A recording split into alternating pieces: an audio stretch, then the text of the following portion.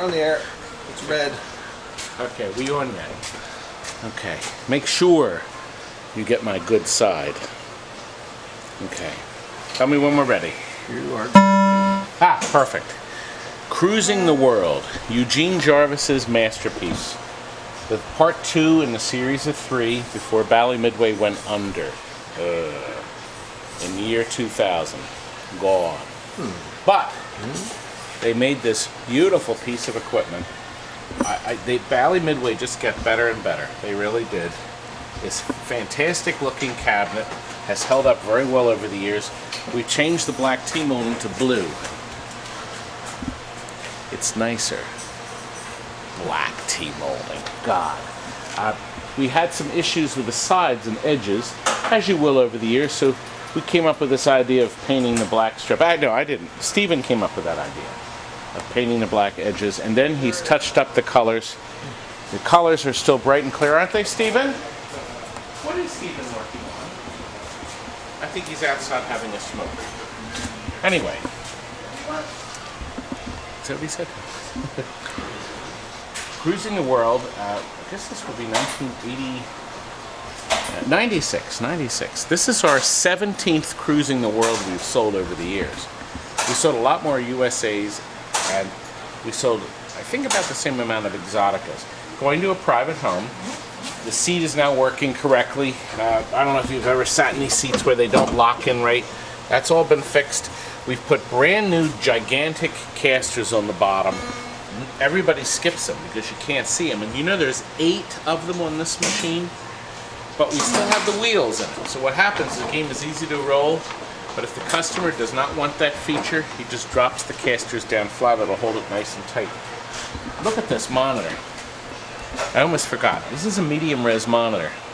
The folks in England have been using medium res TV sets for 40 years. We only recently got them. Yes. So TV over in England looks just as clear as this back when we were watching Gilligan's Island. We didn't have the technology yet. Isn't that interesting? Come back here and I'm going to show you. The chassis has a boatload of new capacitors. Chris just hates this chassis because there's damn many capacitors to change and lots of things to resolder. That's all been done. Down here, I wanted you to see the motor. The force feedback motor system was just fantastic. The only problem we really have ever had is the pot on the steering occasionally will break. And it's very easy to change. They use the same pot for all of their driving games. Really great stuff. Here's the power board. This provides the voltages for the steering board and for the sound. This is the logic board. They set this board up so you can link other games together using these cables and these openings here. And you'd run your linking cables through here, plug them in there. You can hook a whole bunch of games up together, and then you just have to program it to know that. But it'll play just by itself, all by itself. New battery here. You got to change the battery. That holds the free play, the calibration, everything. So we always pop a new battery, and it lasts 5 or 6 years. And most important, and I'm not going down that low, I am not. Power supply. The power supply, right there. New one. The old power supply was wonderful. It was an original 1996 power supply. It still worked.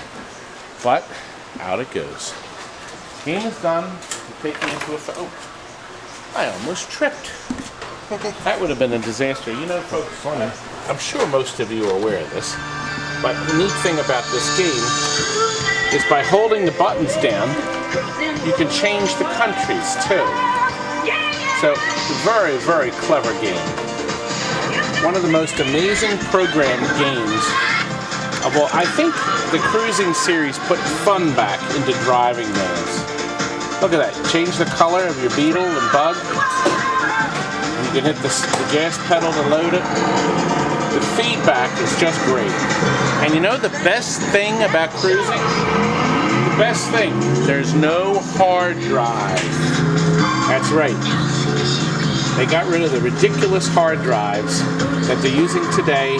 Eugene Jarvis did not need it. They used logic boards with no moving parts. So the only thing moving in this machine is my stomach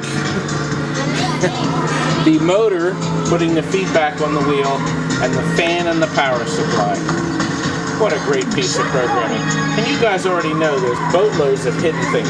If you hit the gas pedal twice, he programmed it to give you that really neat extra kick. God, what a great game. Where did you go? I think I've had it. I think we need to get this baby. Oh, that's right. We have all the different...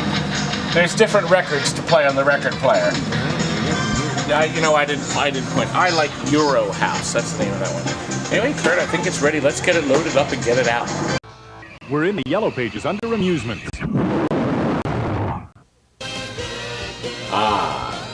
Living is good, isn't it, folks? That's all for now. Good night.